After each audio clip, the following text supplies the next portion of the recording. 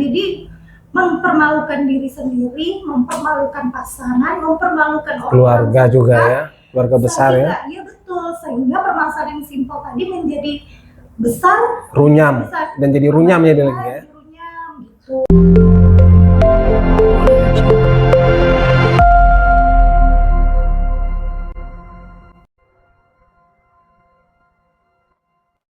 Terima kasih teman-teman Malakan, saya Rikson Tampu Bolon dari Siasat Malaka. Hari ini kita ketemu dengan tokoh perempuan yang ada di Kota Batam. Saya panggil kakak karena beberapa kali ketemu juga ya, kurang lebih juga punya irisan di dalam pelayanan yang sama ya. Kak Cica ya, Kak Cica. Sore Kak. Sore. Oke, ini inisiatif yang baru kita buat Kak. Kita membangun sebuah wacana di Kota Batam ini, mudah-mudahan juga bisa mengorbit sampai ke nasional ya kan.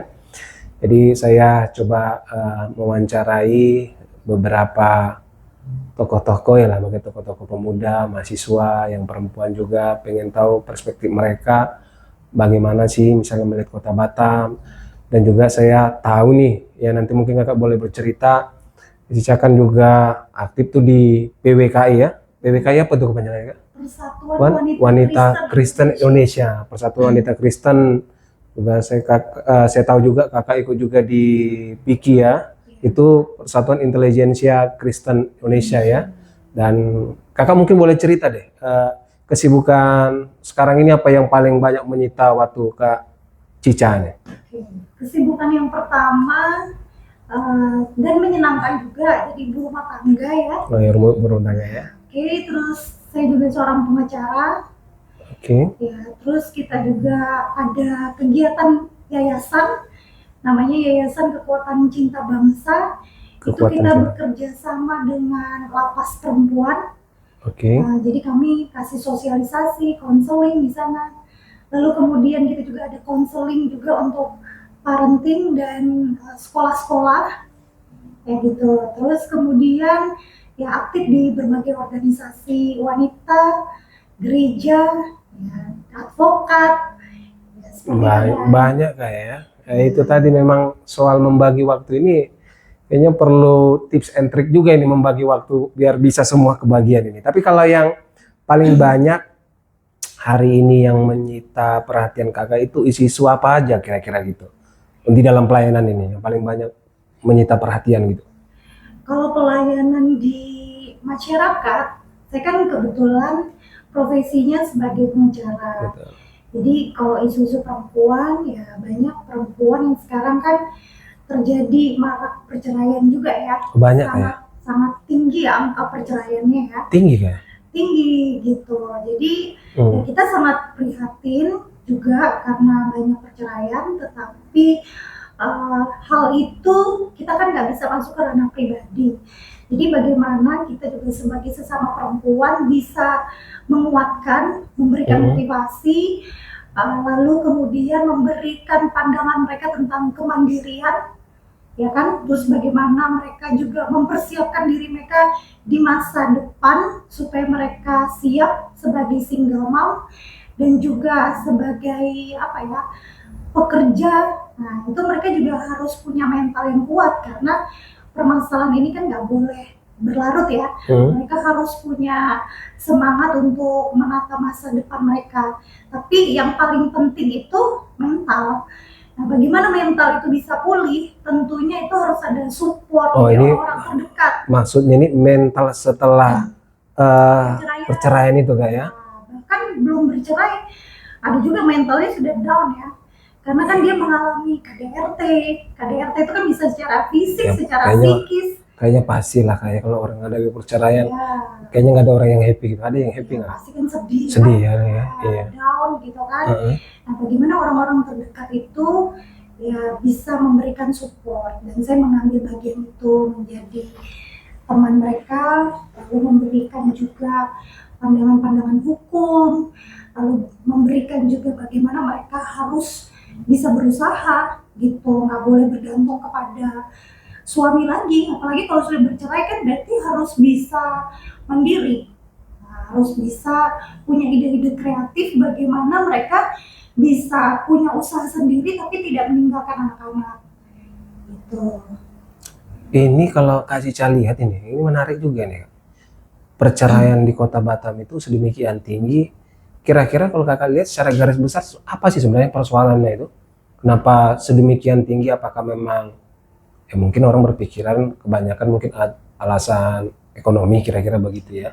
Tidak bisa menafkahi atau mungkin apalah, mungkin beda pemahaman soal bagaimana membangun rumah tangga secara ekonomi, atau mungkin ya seperti Kakak bilang tadi soal KDRT, kekerasan dalam rumah tangga.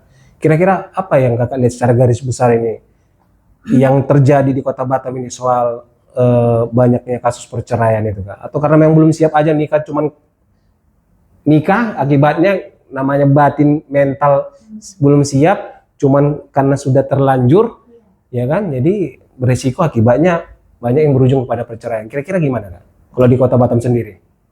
Kan macam-macam sebenarnya yang melatar belakangi perceraian itu, tetapi budaya yang lalu, misalnya budaya orang tua kita dulu itu sekarang kan menurun. Artinya gini, kalau dulu orang itu walaupun berantemnya gimana, itu kalau berusaha tidak bercerai. Iya. Kalau sekarang mereka tidak memegang teguh lagi budaya itu, artinya dengan keegoan, ya udah kalau nggak cocok ya cerai, gitu, semudah itu gitu loh.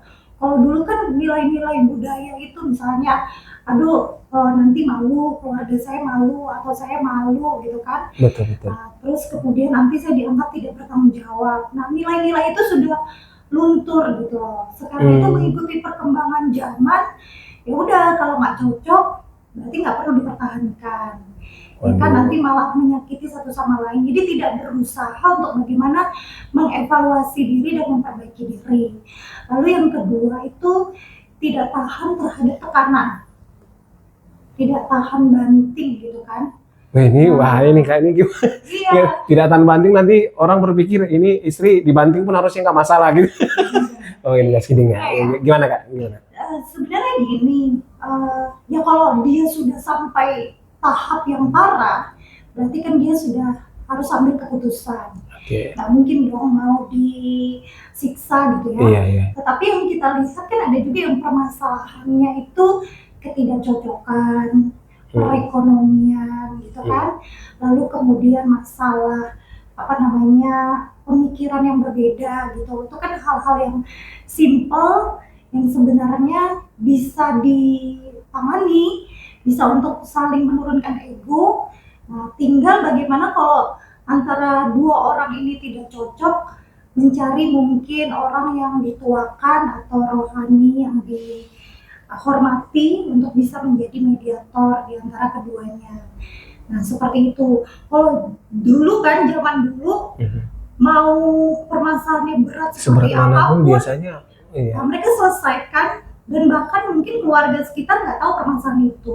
Tapi kalau sekarang kan, permasalahan simpel satu dunia bisa tahu karena itu update status. Iya, media sosial ya, internet ya. Sehingga yang permasalahannya harusnya bisa diselesaikan, tapi karena semua dunia tahu, ya kan, jadi mempermalukan diri sendiri, mempermalukan pasangan, mempermalukan keluarga juga ya, keluarga besar ya. Iya betul, sehingga permasalahan yang simpel tadi menjadi besar, runyam, dan jadi runyam ya lagi ya. Runyam gitu. Menarik tadi yang seperti Kakak sampaikan tadi ini, dari kayak soal nilai-nilai budaya, dan saya juga mungkin menggarisbawahi soal istilahnya, barangkali agama juga mengajarkan kita, ya kan, untuk kalau bisa yang namanya perceraian itu jangan sampailah terjadi. Kira-kira begitu ya. Tapi itu yang mungkin Kakak identifikasi secara umum ini Kak ya, itu yang mulai memudar, menurun. Tapi mungkin ini menarik juga Kak. Apakah ada hubungannya dengan kesadaran orang tentang hukum itu semakin meningkat, akibatnya apa-apa larinya ke hukum gitu? Ada nggak misalnya fenomena yang seperti itu Kak? Bisa, itu juga menjadi salah satu faktor ya. Artinya orang punya keberanian karena mereka tahu ada perlindungan hukum di situ. Tetapi buat seorang wanita ya, kebanyakan sekalipun mereka mengalami kekerasan, mereka masih berusaha untuk bagaimana menutupi aib keluarga, dan bagaimana mereka masih juga untuk menutupi apa yang dilakukan oleh suami ya. Dan ketergantungan kepada suami itu sangat tinggi. Misalnya nanti kalau saya bercerai atau saya melaporkan dan suaminya masuk penjara, maka nanti siapa yang menghidupi keluarga? Sebenarnya memang pengaruh dia mengetahui perlindungan hukum itu ada, tapi tidak besar, karena pada kebanyakan kan, ketika sudah dilaporkan ke polisi pun, ketika mengalami KDRT mereka bisa cabut hal itu karena faktor-faktor itu tadi, faktor-faktor misalnya takut malu keluarganya, atau takut nanti nggak ada yang menghidupi mereka gitu. Itu ketergantungan karena tidak ada kemandirian itu, sehingga mereka kebanyakan juga menerima apa yang maksudnya? itu. Gitu. Oh, karena takut nanti istilahnya karena sudah biasa dinafkahi, ya kan? Akibatnya nanti kalau misalnya cerai, nah saya bingung siapa yang nafkahi saya, kira-kira begitu kayak. Ketakutan masih itu. Banyak seperti itu. Tapi bukannya sekarang zaman udah modern gitu Kak, ya banyak juga ya pihak perempuan juga, istri udah cari nafkah juga gitu. Cari nafkah, tapi itu masih belum kebanyakan Kak ya? Cari nafkah itu bahkan ada yang berprofesi juga, yang mengerti tentang hukum juga rela di KDRT. Nah itu kenapa itu? Mungkin di situ kita nggak melihat tentang kemandirian, dia nggak mandiri, dia sangat mandiri. Iya betul. Tetapi dia lebih faktornya kepada mau menutupi aib keluarga, gitu kan. Lalu kemudian ini kan adalah orang tua juga dari anakku. Betul. Nah, kalau sudah misalnya berproses hukum, nanti masuk media, maka ini akan menjadi catatan sejarah yang nggak bisa hilang. Nanti bagaimana nih masa depan anak-anak, itu juga bisa dipertimbangkan sehingga mereka lebih baik menyimpan hal itu gitu. Iya, mungkin memang agak ribet ini urusannya kayak. Jadi sama case-nya mungkin mengalami KDRT, tetapi menghadapinya beda-beda. Betul, sikapnya beda-beda karena memang betul lah ya, karena namanya mungkin keluarga itu kan beda-beda persoalannya ya kan. Walaupun mungkin sama seperti Kakak bilang tadi, sama-sama KDRT, ya kan kita nggak tahu persis bagaimana dinamika di dalam keluarga tersebut, kondisi-kondisi faktor-faktor yang mempengaruhi ya. Dan memang kayaknya berat ngomongin ini Kak ya. Sangat mencintai pasangan itu juga. Itu juga jadi problem juga itu Kak ya. Problem juga. Jadi sangat mencintai ya. Pasangan, iya. Jadi gimana? Sudah disakiti, nanti kalau pasangannya memaafkan, ya dia ini lagi. Gitu, besoknya dia ini lagi. Dilakukan lagi. Habis itu, dimaafkan lagi. Itu terjadi juga hal itu berulang. Iya, memang sulit kayaknya ngomongin ini Kak ya. Iya karena memang bagaimana menghindari KDRT itu ya pasti bagaimana orang membangun hubungan dekat dengan Tuhan. Agama apapun kan kita harus punya ketaatan juga kan kepada Tuhan. Bagaimana kita membangun rohani kita sehingga itu akan berpengaruh dari cara hidup kita, cara kita berpikir, cara kita bersikap, dan itu membangun kita juga untuk lebih lebih semangat menghadapi hal apapun, tantangan apapun gitu. Jadi nggak mudah menyerah. Karena kalau sudah sakit di dalam dirinya, itu akan berpengaruh bagaimana dia berperilaku kepada orang lain, orang terdekat, orang sekitar, ya kan? Karena nggak kuat menghadapi tekanan. Tetapi kalau dia punya hubungan dekat dengan Tuhan, ya kan otomatis dia tahu pasti ini ada jalan keluar. Betul. Kan beban itu nggak dia tanggung sendiri, tetapi dia mengandalkan Tuhan. Itu sangat penting, karena nggak ada satu orang pun yang terhindar dari masalah. Betul ya, selama kita masih di bumi ini, saya kira siapa saja pasti menyimpan sejuta persoalan, ya kan? Hanya saja memang ya seperti Kakak sampaikan tadi, mengukur, kayaknya yang jadi problem itu bagaimana mengukur derajat, kalaupun misalnya ada persoalan itu, ya kan? Sampai batas mana kita bisa mentolerir, sampai batas mana ya sudah, kalau memang sudah sampai pada titik ini, artinya memang nggak ada solusi lain, harus ke meja pengadilan. Nah mungkin di situ yang beratnya kayak menimbang-nimbang itu, dan itu saya kira perlu kebijaksanaan tersendiri juga, ya kan, bagaimana tadi merenungkan soal nilai-nilai budaya dan juga nilai-nilai keagamaan kita atau spiritualitas kita begitu ya. Dan saya kira memang penting yang seperti Kakak sampaikan tadi, Kalau orang yang istilahnya saya bilang mungkin kalau beragama mungkin banyak yang bertuhan ini, Iya.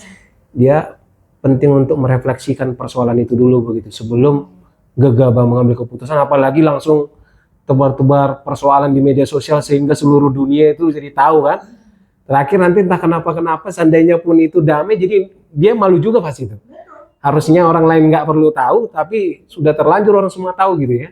Nah, ini mungkin tips and trick buat sahabat Malaka juga ini kira-kira gitu untuk yang mau berumah tangga dan inilah yang sudah berumah tangga kira-kira gitu ya. Kalau punya masalah jangan bercerita di media sosial. Iya, kecuali saya nggak tahu juga memang kadang ya itulah Kak, lebih cepat jari kita ini dibanding pikiran kita. Mungkin karena pengen apa ya, pengen eksis gitu ya, atau pengen memainkan ada istilahnya apa itu playing victim ya kan. Orang pengen mencurahkan atau memposisikan diri bahwasanya dialah korban yang sesungguhnya sangat-sangat terzolimi ya, biar mendapatkan simpati, tapi dia nggak tahu setelah itu rupanya bagaimana ujung dari persoalan itu kan dia nggak tahu gitu nanti. Ya, makanya pentingnya menjadi sahabat. Perannya mungkin tidak terlihat ya kan, karena sahabat ini kan dia di saat-saat kita butuh dia ada, tapi kan nggak dimunculkan menjadi orang yang sangat berjasa. Padahal dengan kita menjadi pendengar, ada orang-orang yang bisa mendengarkan kita atau kita bisa menjadi pendengar orang, itu sudah sangat membantu. Kadang-kadang orang bermasalah itu nggak butuh banyak nasihat, butuh didengar. Butuh didengar. Nah, itu poinnya juga itu. Jadilah sahabat. Betul. Ya memang teman-teman sekalian harus ini juga pintar-pintar cari sahabat juga kan. Ya. Ini sahabat ini pun menarik juga nih sebenarnya kalau mau didalami kan. Ya. Sahabat yang seperti apa ya kan? Ada juga sahabat yang nggak benar, ada nggak sahabat yang nggak benar kan? Kalau dia sudah kata sahabat, harusnya yang benar ya. Artinya memang istilahnya udah punya chemistry lah, bukan hanya sekedar teman bercerita gitu ya. Tapi istilahnya memang betul-betul inilah bisa memahami lah gitu ya. Bisa memahami, bisa mensupport. Kan ada juga yang dia ceritain kawannya, nah kawannya ceritain lagi terus dibumbui begitu. Betul, ada juga yang seperti itu. Jadi makin dia teruji bukan sahabat. Oh bukan, oh itu bukan sahabat ya. Ayo. Tapi hati-hatilah bergaul dengan orang yang suka bocor mulut ya. Iya ya, mungkin kalau pada kadar-kadar tertentu masih bisa ditolerir, tapi ya harus tahu lah istilah menempatkan ini Kak ya, istilahnya pembicaraan itu kalau memang mana yang ranahnya private ya kan, jangan suka ini cerita sama yang lain ya. Oke Kak Cica, itu tadi soal bagaimana perhatian Kakak soal di hukum ya, namanya di kalangan perempuan lah soal perceraian. Kira-kira Kak Cica apa lagi nih concernnya yang lain gitu? Kalau saya tuh concernnya kepada perempuan ya, ini kan karena kita bicara tentang perempuan.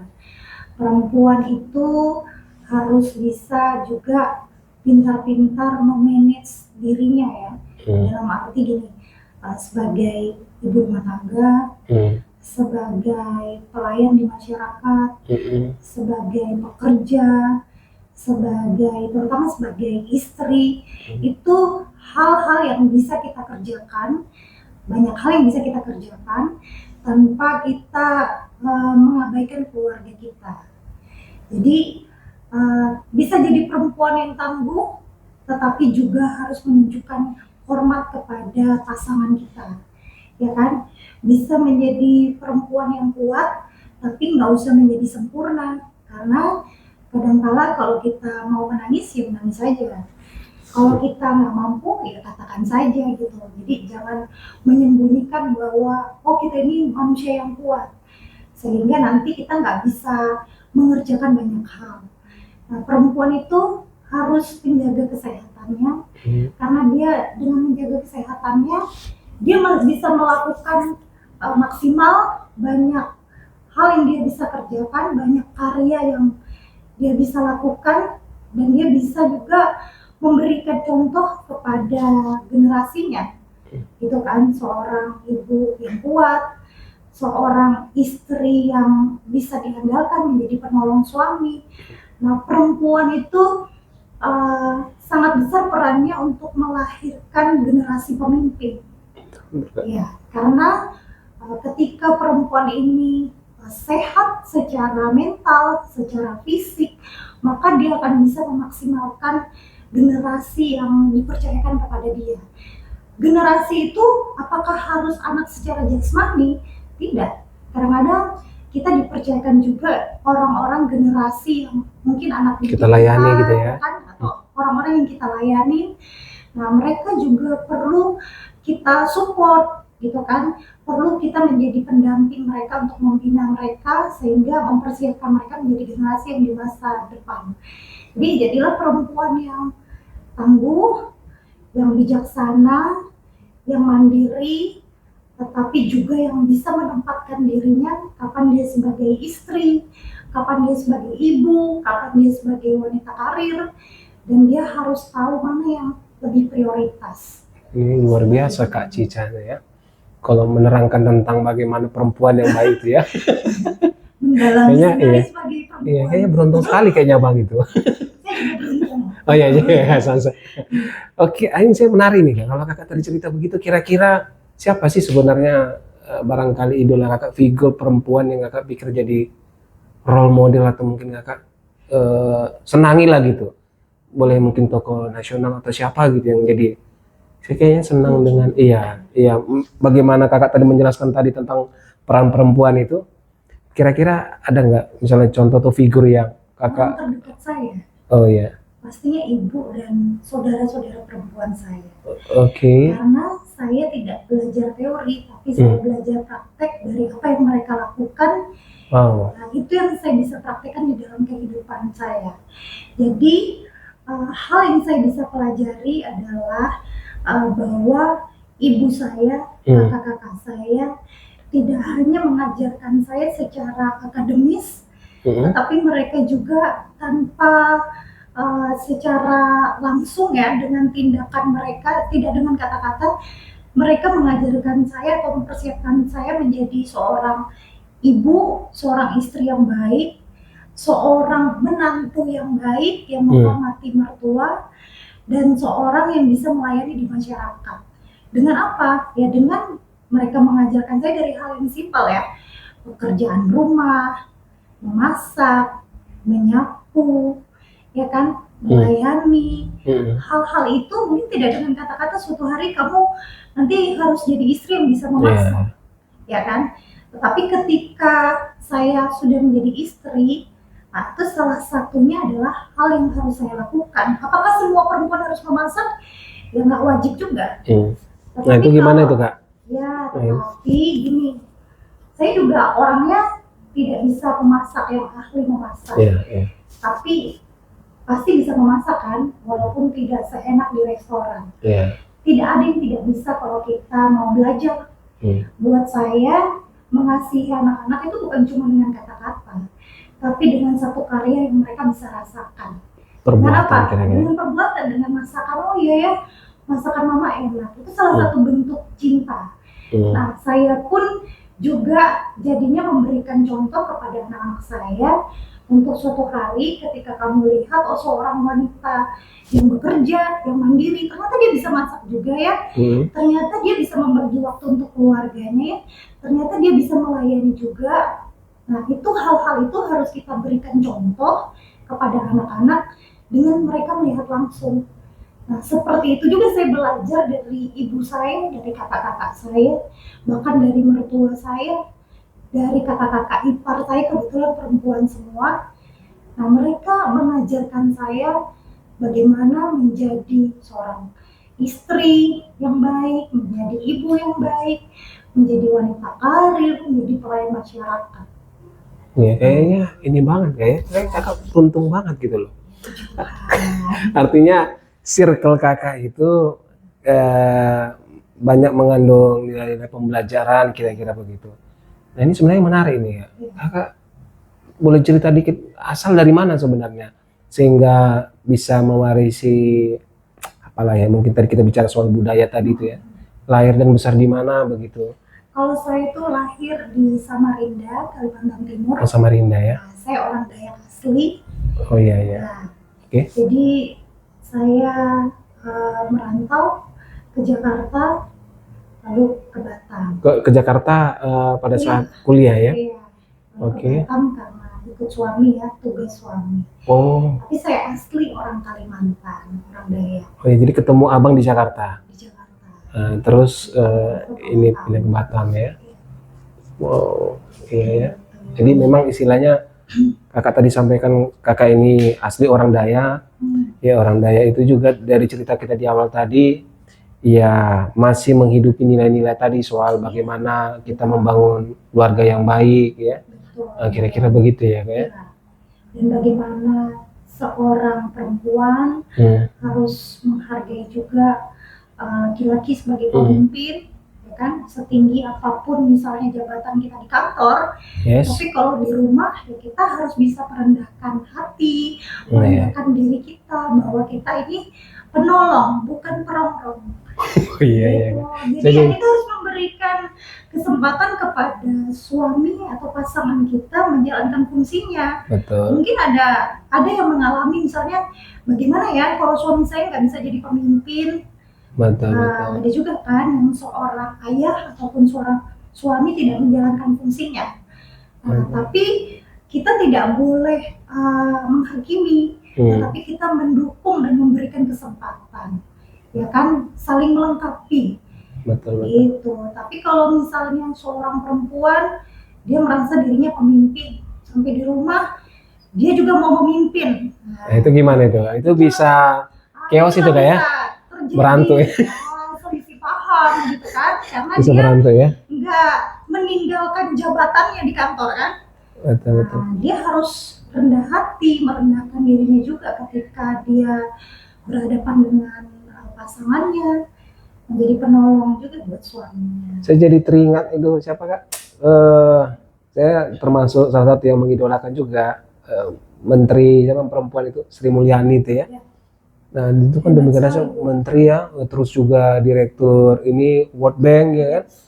Dan saya tahu suaminya istilahnya bukan kategori, kalau secara mungkin masyarakat melihat ya seperti kakak ceritakan tadi itu, istilahnya istrinya sudah sedemikian, pada kedudukan masyarakat itu sedemikian tinggi, ya mungkin kita melihat suaminya masih di bawah lah mungkin pandangan kita gitu kak ya.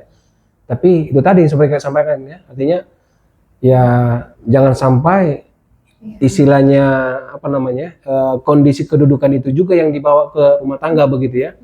Kadang istri ini juga harus bisa memposisikan diri juga kalau sudah dalam konteks keluarga, ya artinya aturan main keluarga itulah yang digunakan gitu ya. Menjalankan fungsi yang seimbang. Iya ya. Gitu. Jangan juga kita menjadi sombong karena kita sebagai perempuan merasa atau berpikir kita bisa melakukan semuanya, ya kan? Nah, ketika pasangan kita Tuhan masih berikan kesempatan untuk kita bersama-sama berjuang, ya kita harus menghargai dan memberikan kesempatan kepada pasangan kita juga untuk bisa menjadi pemimpin atau menjalankan fungsinya, kewajibannya gitu. Tapi banyak juga permasalahan di masyarakat. Ada juga yang laki-lakinya tidak menjalankan fungsi dan kewajibannya. Betul. Lalu bagaimana menghadapinya gitu ya kan? Nah itu gimana itu kak? Ya, pertama perempuan itu harus mempersiapkan dirinya, ya kan, untuk dia bisa kuat dulu, ya kan?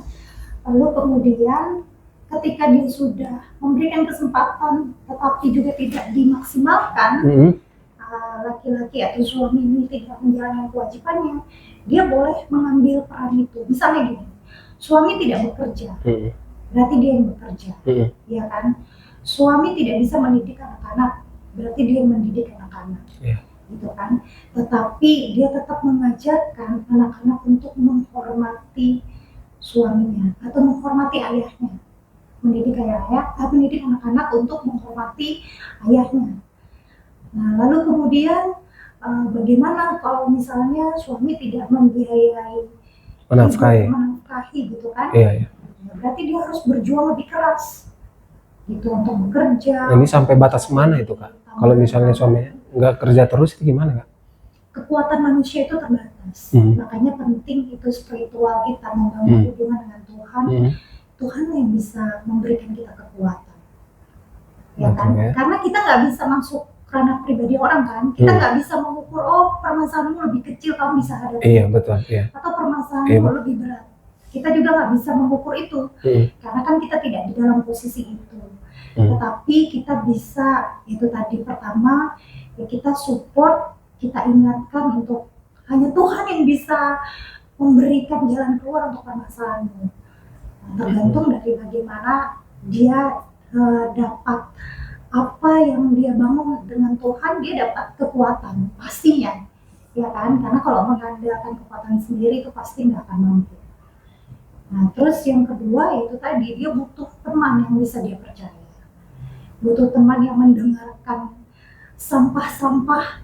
Oh ini maksudnya teman dalam konteks bukan pasangan kayak orang lain ya? Ya, karena kan pada saat itu konteksnya pasangannya nggak bisa jadi pendengar baik, jadi pasangan yang baik, maka dia butuh teman, sahabat yang bisa mendengarkan dia. Penting juga kan?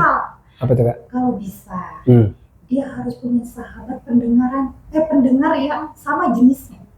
Misalnya perempuan ya cari sahabatnya perempuan, laki-laki cari sahabatnya yang laki-laki. Oh iya. Kalau kebalik berbeda lawan jenis, nanti itu sahabat lagi. Itu jadi menimbulkan problem yang lain itu ya? Nanti jadi teman tapi mesra ya kan. Jangan sampai ketika kita juga mengambil bagian dari kesalahan itu. Kalau pasangan kita salah, kita jangan ikut salah. Gitu. Kita harus ingat bahwa kita adalah seseorang yang berharga, bernilai. Jadi sesulit apapun masalah kita, jalan keluarnya pun jangan sampai membuat kita jadi tidak bernilai gitu. Jadi keputusannya juga harus bijaksana. Makanya kita perlu penasehat-penasehat yang luar biasa, penasehat-penasehat yang memberikan masukan yang positif. Betul. Saya kira memang menjadi poin yang menarik juga soal sahabat ini ya, karena ketika kita tidak menemukan figur itu, akibatnya banyak orang yang pikiran jadi pendek-pendek kan, ya kan? Nah, macam-macam kan problem kehidupan karena dia nggak punya teman atau seperti kakak sampaikan tadi sahabat untuk bercerita, akibat dia nggak punya saluran untuk ya istilahnya menumpahkan, mengeluarkan persoalannya ini, dia pendam pada titik tertentu, meletus dan akhirnya membuat persoalan iya kadang begitu juga kan terjadi bunuh diri. Iya betul di jembatan Barelang juga ada yang wah sekarang udah jadi ini Kak, udah sempat jadi viral juga, jadi ini jadi bahan nasional juga, ikon kota Batam itu yang dibanggakan ya kan, rupanya jadi tempat ini ya, spot yang paling sering dijadikan tempat aksi-aksi yang tidak terkini ya. Bahkan sudah di Rukiah katanya kemarin ya. Perlunya mungkin ya sekarang konselor-konselor ya yang bisa menjadi tempat konseling. Kalau di Batam itu menurut kakak ada itu? Ada. Maksudnya rame nggak orang merujuk ke sana gitu? Jangan-jangan kayaknya mungkin orang tidak tahu tempatnya, di mana sih mereka bisa konseling, gitu kan? Atau bisa jadi tahu tempatnya tapi mereka berpikir harus membayar. Iya itu juga kan? Karena ada juga misalnya orang-orang yang tidak bekerja, gimana dia harus bayar? Ini udah susah dia harus mikir ini lagi kan? Itu gimana? Kak Cica? Kekuatan Cinta Bangsa. Oh iya. Salah satunya kita betul guys. Jadi itu guys, kalau ada penonton Siasat Malaka ya kan yang mengalami problem-problem soal perempuan, rumah tangga ya kan, jadi yang mikir-mikir soal nanti ini gimana masalah biayanya ini gimana ya, nah boleh nanti hubungi Kak Cica, nanti saya ini deh bantu buat di deskripsi ada Instagramnya. Yes, nanti kita kasih ini lah alamat atau medsos, boleh DM apa segala macam gitu ya. Untuk orang-orang yang nggak mampu kita akan memberikan bantuan pro bono, bantuan gratis. Itu dari mana? Dari yayasan itu ya? Ya, Yayasan Kekuatan Cinta Bangsa. Yayasan Kekuatan Cinta Bangsa, luar biasa namanya ya. Kekuatan cinta itulah yang membuat kita, itu seperti lagu apa itu, Kekuatan Cinta ya? Kekuatan cinta itu kan bisa memulihkan. Ya pastilah Kak. Kayaknya kalau cinta itu, ngomongin cinta ini kayaknya segala-galanya Kak, ya. Apa sih nggak diselesaikan dengan cinta Kak? Kalau orang merasa dia dicintai, dihargai, maka dia tidak akan mengambil jalan bunuh diri. Iya, itu memang agak kita sesalkan juga Kak ya. Tapi mau gimana ya? Karena kita kadang pun nggak mengerti juga bagaimana kedalaman problem-problem mereka, kira-kira begitu ya. Ya mungkin kita, makanya saya heran juga ya rame-rame kemarin itu, ya walaupun mungkin itu bisa lah kita anggap sebagai salah satu tindakan preventif ya, maksudnya dilarang melakukan aksi bunuh diri di sini ya.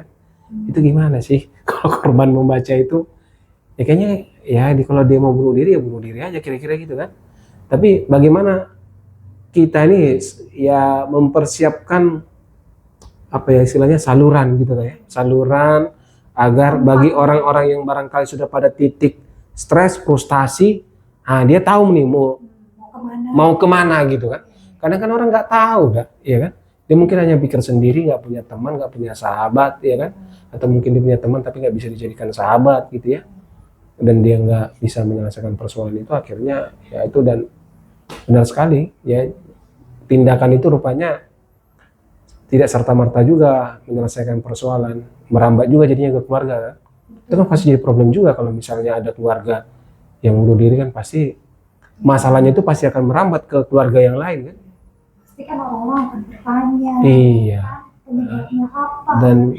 Dan pasti yang keluarga pun nggak nyaman juga kan? Pasti kan kadang-kadang kan netizen ini kan tidak mengenal dengan baik, sehingga kan lebih cenderung misalnya bunuh diri mungkin karena keluarganya tidak mensupport mereka. Tapi kan tidak selalu begitu kan, ada pembahasan-pembahasan lain, sehingga bukannya menolong tapi menghakimi. Betul. Itulah pentingnya tadi tempat-tempat atau mereka tahu siapa sih orang yang bisa diajak bercerita, berbagi, mendengarkan. Oke, Kak Cica, barangkali kita atur inilah, maksudnya jangan terlalu panjang, kan mungkin ada step-step berikutnya kita akan berbincang lagi. Tapi ini pertanyaan yang terakhir Kak, kira-kira kalau Kakak lihat mungkin dalam refleksi pelayanan gitu ya, soal bagaimana profesi Kakak juga sebagai pengacara, bersinggung tentang isu-isu perempuan, juga mungkin menyangkut tentang generasi tadi, ya kan, soal anak dan lain-lain. Apa kira-kira yang Kakak mau sampaikan yang penting lah untuk teman-teman penonton Syahsat Malaka ini bisa memperhatikan ke depan untuk isu perempuan dan generasi ini, Kak?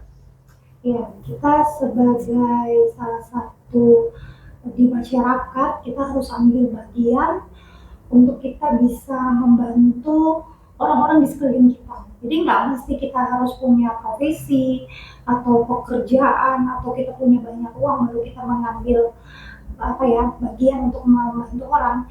Siapa saja atau kita mau melakukan hal sesuatu untuk membantu, digerakkan ya kita kerjakan aja.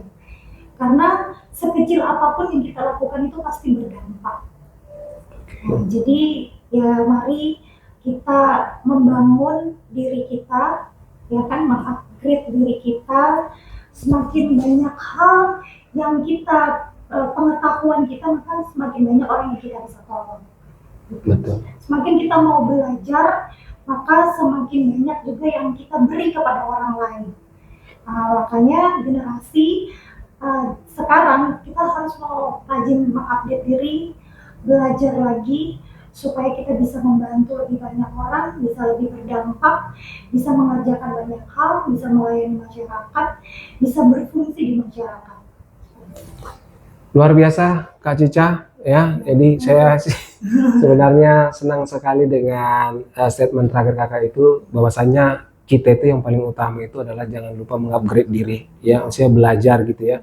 Dan karena memang seperti Kak sampaikan tadi, kita belajar itu istilahnya sesungguhnya tidak hanya untuk kita, kita juga mau membangun sebuah pelayanan.